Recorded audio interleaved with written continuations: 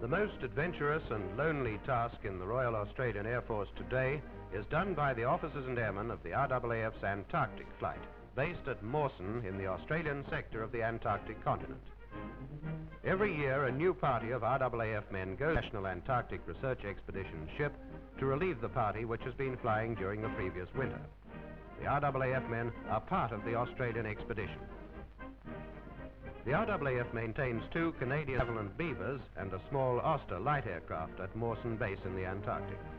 The Beaver is a tough and rugged type specially designed for work in the Canadian Arctic, and it's proved ideal for Antarctic operations. These aircraft are used to fly scientists of the Australian expedition on their various tasks and for survey work.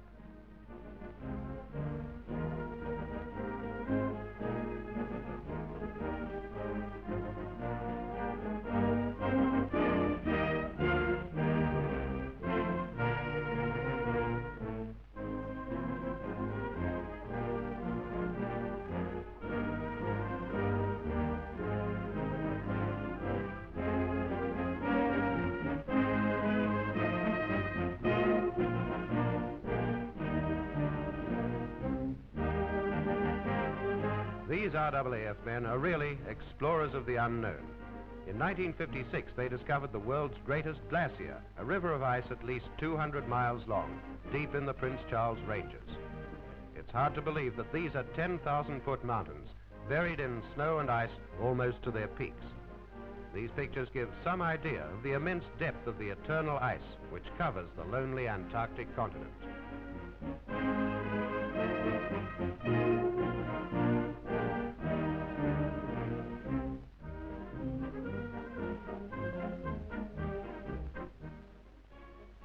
This isn't the Antarctic, it's by the River Yarra near Melbourne, and the snow isn't snow, it's firefighting foam.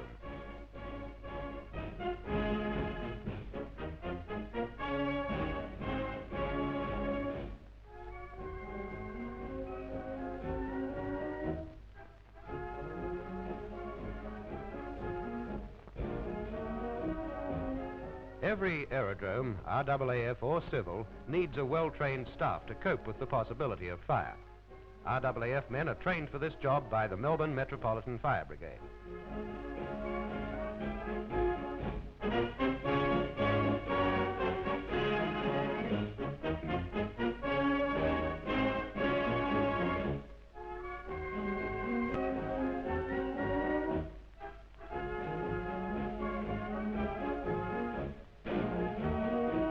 Recently, a group of RAAF firemen did some really strenuous training with firefighting foam. Some of them dressed in special fireproof suits. In an emergency, these trained firemen could save many lives.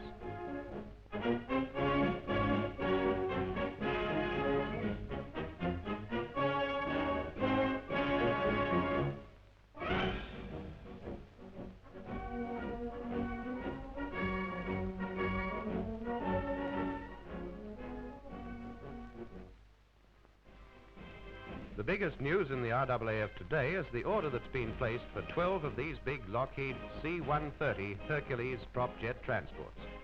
These giants can cruise at 330 miles an hour over a range of 2,900 miles with a payload of 12.5 tons. They can carry up to 20 tons on shorter ranges.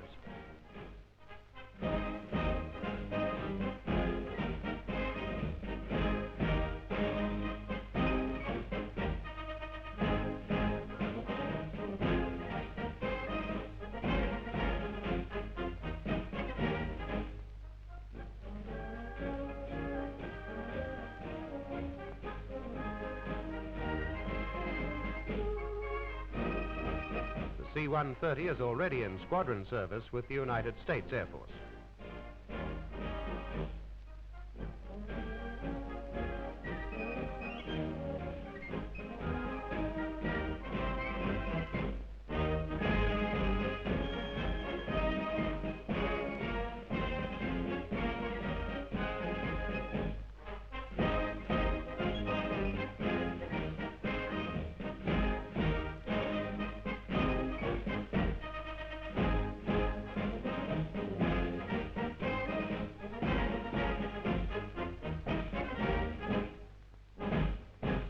the Air Staff, Air Marshal Sherger, flew in this C-130 when he was in America recently and was tremendously impressed by its performance.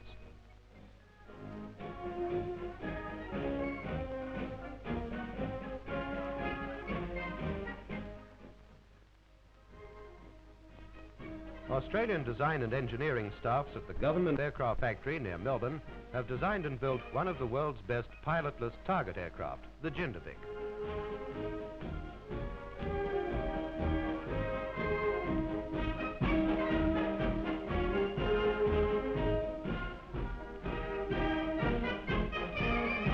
A Swedish mission recently in Australia described this as the finest target aircraft in the world today. And Sweden has bought a number of Jindiviks which have now been exported to the Royal Swedish Air Force. This is the Australian aircraft industry's first big export order, and we're proud of it.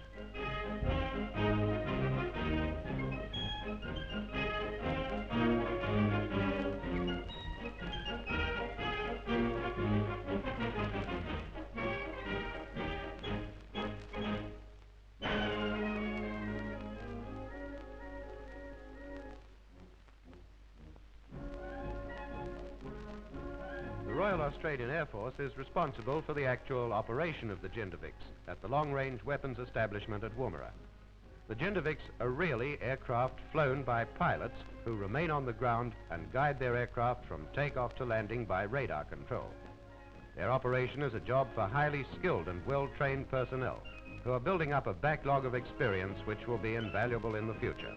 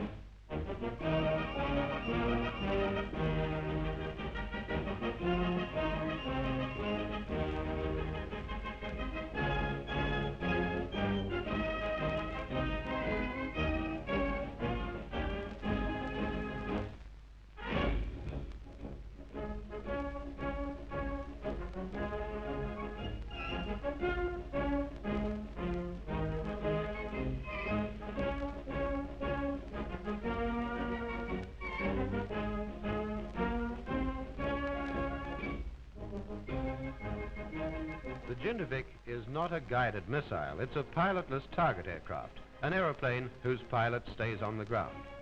But the experience RAAF technicians are gaining from Jindivik operation at Woomera will help the RAAF to form its guided missile units in the near future.